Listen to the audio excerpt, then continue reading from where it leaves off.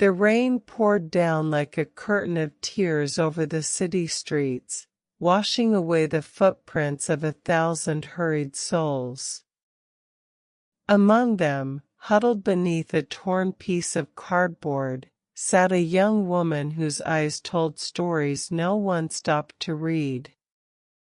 Her clothes were tattered, her hair matted from weeks without proper shelter, but there was something in her face that the world had not yet managed to erase. Dignity. Grace. A quiet strength that refused to break even as the world walked past her outstretched hand.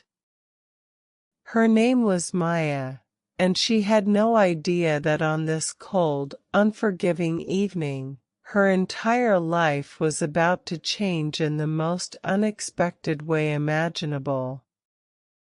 Across the street, stepping carefully out of a sleek black sedan, was Eleanor Chen, a woman whose silver hair was styled with precision and whose designer coat cost more than most people earned in 6 months.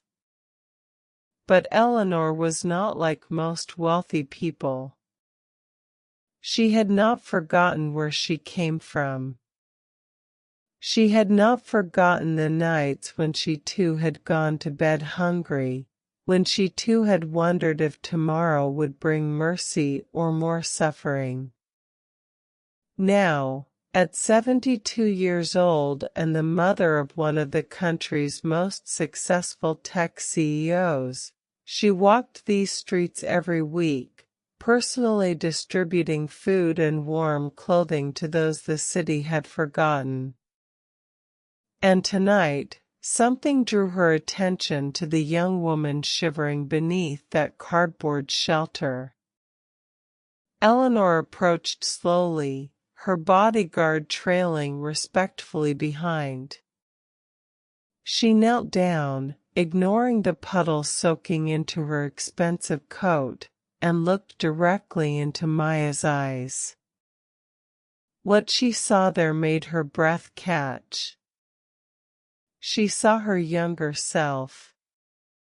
She saw resilience wrapped in desperation.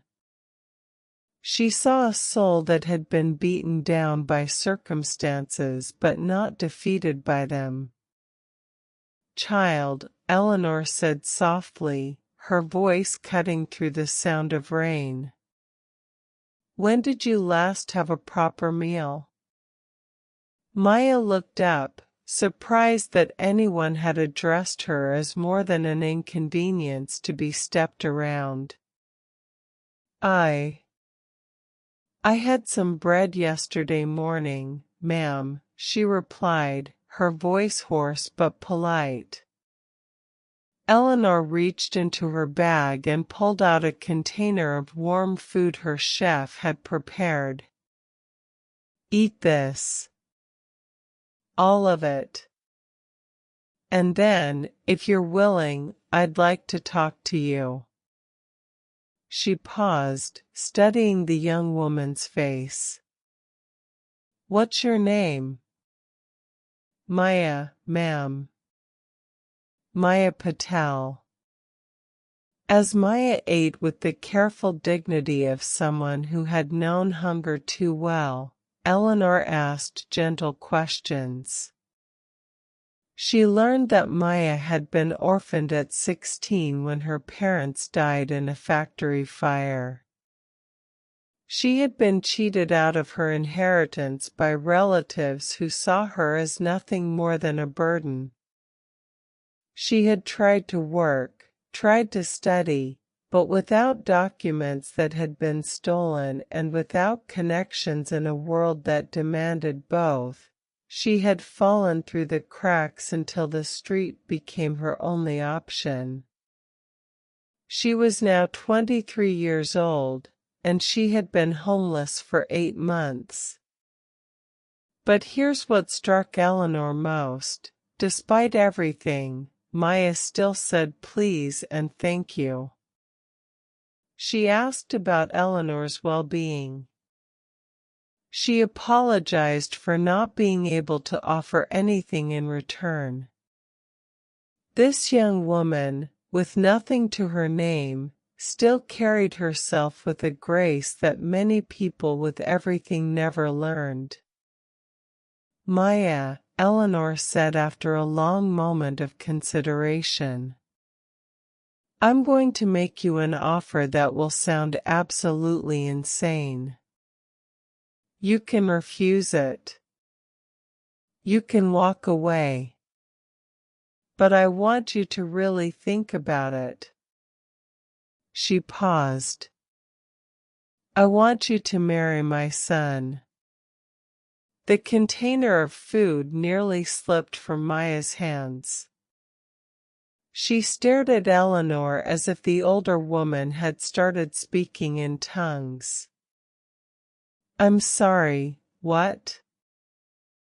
Eleanor smiled, and there was both sadness and determination in that smile. "My son, Adrian, is 32 years old. He's brilliant, successful, and absolutely miserable. He's been engaged twice to women who loved his money but couldn't have cared less about his heart. He works 18-hour days because he has nothing else to live for. He's forgotten what it means to connect with another human being authentically. And I'm terrified that if something doesn't change, I'm going to lose him to the empty life he's built around himself." "But ma'am," Maya said, confusion and disbelief warring in her expression. I'm a beggar. I have nothing. I am nothing. How could I possibly—" "You are not nothing," Eleanor interrupted firmly. "I have spent my entire evening walking these streets, and I've met many people. Kind people. Broken people. Angry people. But you, Maya, you're different. You've been stripped of everything, and yet you haven't lost your humanity. That's rarer than you think. That's rarer than any amount of wealth or status. And if you're enjoying this story so far, I hope you'll take a second to hit that like button and subscribe to the channel. These stories take time to research and create, and your support means we can keep bringing you content that moves you, inspires you, and maybe even changes how you see the world. Now, let's continue. Maya's mind was spinning. This had to be a dream. Or a cruel joke. But Eleanor's eyes held no deception, only a strange mixture of hope and calculated risk. "Even if I agreed," Maya said slowly, "your son would never accept this." "Why would he?" "Because Adrian trusts my judgment more than his own when it comes to matters of the heart," Eleanor replied. "He knows his track record is terrible. And he knows I would never suggest something unless I truly believed it could help him. I'm not asking you to deceive him. I'm asking you to give him a chance to know someone real. Someone who hasn't been shaped by the shallow world he lives in." Eleanor reached out and took Maya's cold hands in her warm ones. "Here's what I propose. Come home with me tonight. Get cleaned up, rested, fed properly. Take a few days to recover your strength. I'll arrange for your documents to be replaced. I'll enroll you in etiquette classes, not to change who you are, but to give you the tools to navigate my son's world. And then, if after meeting Adrian you both decide this won't work, I'll help you get on your feet with a job and a place to live. You lose nothing by saying yes. But if it does work. She paused meaningfully. Then perhaps two people who desperately need saving might just save each other. Maya's heart was pounding so hard she could hear it in her ears. Every instinct told her this was too good to be true, that she would somehow pay for accepting such generosity. But she had learned on the streets that sometimes you had to take a leap of faith or die standing still. And something in Eleanor's eyes made her want to believe that kindness without cruelty still existed in this world. "Okay," Maya whispered. "I'll try." The transformation over the next 2 weeks was nothing short of miraculous. Eleanor's household staff, initially skeptical, found themselves charmed by Maya's genuine gratitude and eagerness to learn. She soaked up the etiquette lessons like a sponge but never lost her natural warmth. When she made mistakes, using the wrong fork, stumbling over formal greetings, she laughed at herself with such genuine humor that everyone around her couldn't help but laugh with her rather than at her. But Eleanor did more than teach her how to dress and speak. She sat with Maya for hours, sharing her own story. How she had grown up in poverty, how she had worked 3 jobs to put herself through night school, how she had met Adrian's father when she was a secretary and he was a junior accountant. How they had built their fortune together from nothing, and how losing him to cancer 5 years ago had nearly broken her. These conversations gave Maya something precious: context. She began to understand that Eleanor wasn't playing games with people's lives. She was a woman who had loved deeply, lost greatly, and was now desperately trying to ensure her son didn't waste his chance at happiness. "He's a good man," Eleanor told Maya one evening as they sat in the garden. "But he's built walls so high that no one can reach him anymore. He thinks love is a transaction.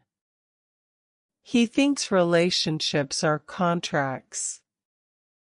I need him to remember that the best things in life can't be bought or negotiated. They can only be felt." Finally, the day came when Maya was to meet Adrian.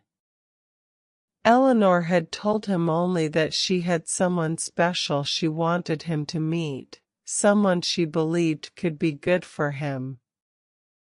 Adrian had agreed with the weary resignation of someone who had learned not to argue with his mother about such things. When Adrian Chen walked into his mother's sitting room that Saturday afternoon, he was prepared to meet another socialite, another networking opportunity disguised as a romantic prospect. What he found instead was a young woman in a simple but elegant dress, standing by the window with her back to him, looking out at the garden. When she turned around, he was struck first by her beauty, not the manufactured perfection of the women he usually met, but something more natural and profound. And then she smiled, and he saw something he hadn't seen in years: genuineness. "Hello," Maya said, walking forward with her hand extended. "I'm Maya. Your mother has told me so much about you."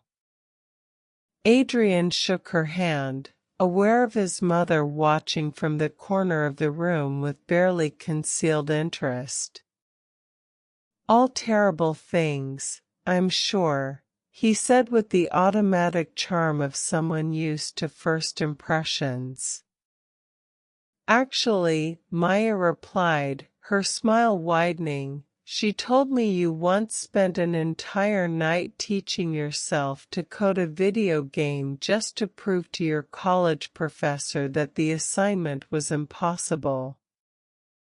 And when you succeeded, instead of gloating, you helped redesign the curriculum to make it better for future students. She said that's who you really are beneath all the success. Someone who doesn't just want to win, but wants to make things better." Adrian blinked, caught off guard. No one had mentioned that story in years. He had forgotten it himself. "My mother has a dangerously good memory," he said, but his voice had softened. What followed was the most unexpected afternoon of Adrian's life. His mother excused herself, leaving them alone, and for the first time in he couldn't remember how long, Adrian had a conversation that didn't feel like a performance. Maya asked him questions that had nothing to do with his company or his wealth. She wanted to know what he read, what made him laugh, what he dreamed about before the weight of responsibility had crushed his capacity for dreaming. And when he turned the questions on her, she was honest in a way that was both refreshing and unsettling. She told him she had been homeless. She didn't soften it or dress it up. She told him about the fear, the cold, the hunger, and the strangers who had shown both cruelty and unexpected kindness. She told him that his mother had quite literally saved her life, and that she was here because Eleanor believed something good could come from them knowing each other. "So this is a setup," Adrian said, but there was no anger in his voice, only curiosity. "The most elaborate one I've ever been part of," Maya admitted. "But I'm not here under false pretenses. Your mother has been incredibly generous to me. She's arranged for my documents, enrolled me in classes, given me a chance at a life I thought was gone forever. If you and I decide we're not compatible, she's promised to help me find work and housing anyway. But she thinks we might surprise each other. And honestly, after everything I've been through, I've learned that the most unexpected paths sometimes lead to the most important destinations." Adrian studied her for a long moment. "You're either the most honest person I've ever met or the most sophisticated con artist." Maya laughed, and it was a sound full of life. "I promise you, I'm nowhere near sophisticated enough to be a good con artist. I'm just someone who's been given an extraordinary second chance, and I'm trying not to waste it." They talked until the sun set and Eleanor had to interrupt to invite Adrian to stay for dinner. He accepted, and over the meal, he found himself relaxing in ways he hadn't in years. Maya was funny, sharp, unafraid to challenge him when she disagreed, but never cruel or dismissive. She listened, truly listened, when he spoke, as if his words mattered beyond their strategic or financial value. When Adrian finally left that night, he pulled his mother aside. "What are you doing?" he asked, but there was no accusation in the question. "Giving you a chance at something real," Eleanor replied simply. "That young woman has been through hell and came out with her soul intact. She doesn't want your money, Adrian. She doesn't even understand your world yet. But she's willing to try, and she's honest, and she's kind.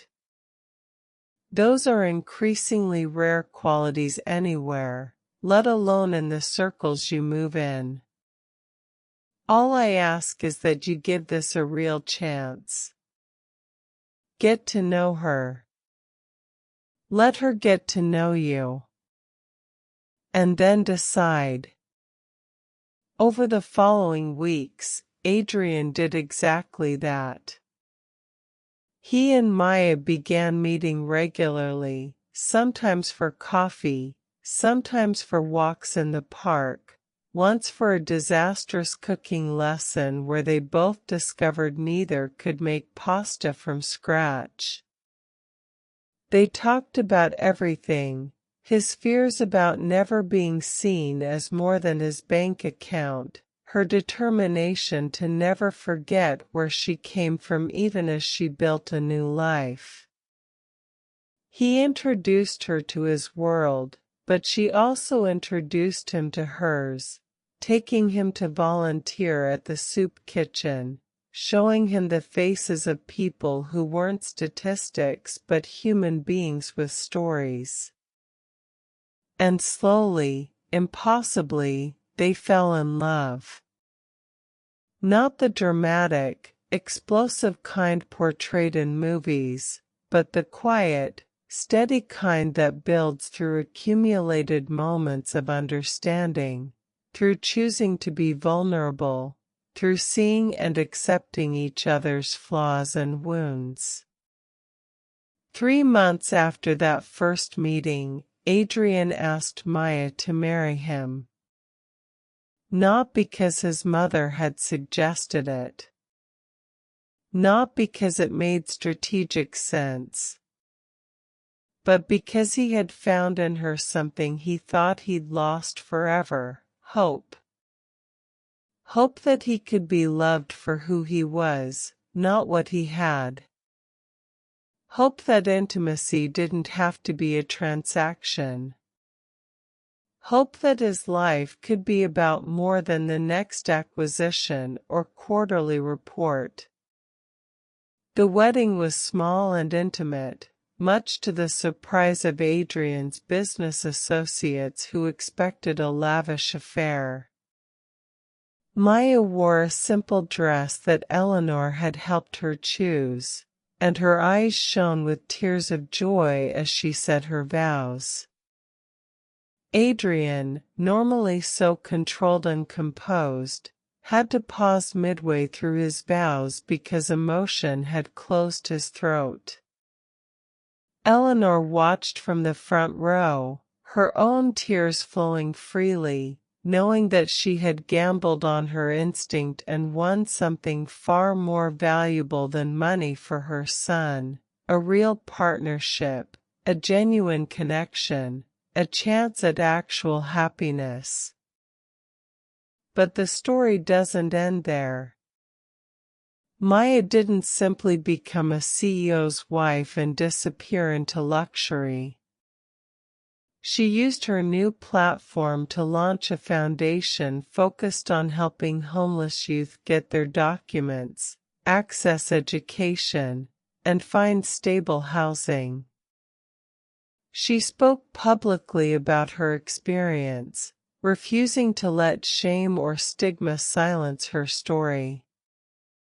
And she did it with Adrian's full support, because he had learned from her that vulnerability wasn't weakness, it was the most powerful form of strength. Years later, when people asked Eleanor how she knew Maya would be right for her son, she always gave the same answer: I didn't know for certain. But I knew that the world had tested her in ways most of us never face, and she had passed every test with grace. I knew that she hadn't let suffering turn her bitter or cruel. And I knew that anyone who could maintain their humanity in the midst of such dehumanization had to have a strength of character that no amount of money could buy. I took a chance on kindness, and kindness rewarded me. The lesson in this story isn't that every homeless person is secretly a perfect match for a CEO, or that wealthy people should go around arranging marriages. The lesson is deeper and more universal than that. It's about looking beyond the surface to see the person underneath. It's about understanding that circumstances don't define character, how we respond to those circumstances does. It's about the courage to take chances on people when your instincts tell you there's something real beneath the exterior the world sees. Maya could have stayed bitter about her relative's betrayal. She could have let the streets harden her heart until kindness became impossible. Eleanor could have walked past her like thousands of others did. Adrian could have refused to even meet her or dismissed her the moment he learned her background. But none of them made the easy choice. They made the brave one. They chose to see possibility where others saw only problems. They chose connection over convenience. They chose faith over fear. And in doing so, they discovered what too many people spend their entire lives searching for: authentic love, genuine family, and the profound satisfaction that comes from helping others while remaining open to being helped yourself. Sometimes destiny doesn't arrive dressed in designer clothes with a perfect resume. Sometimes destiny arrives shivering under a piece of cardboard in the rain, waiting for someone brave enough to look past the circumstances and see the soul. The next time you walk past someone the world has discarded, remember Maya. Remember that every person you encounter is fighting battles you know nothing about, carrying losses you can't imagine, and possibly harboring potential that only needs a single chance to flourish. You might not be in a position to change someone's life as dramatically as Eleanor changed Maya's. But you can offer dignity. You can offer a moment of recognition that they are still human, still worthy, still here. Because in the end, we're all one disaster, one betrayal, one terrible stroke of luck away from being in Maya's position. And we're all one act of courageous kindness away from being Eleanor. The question is, which role will you choose when the moment comes?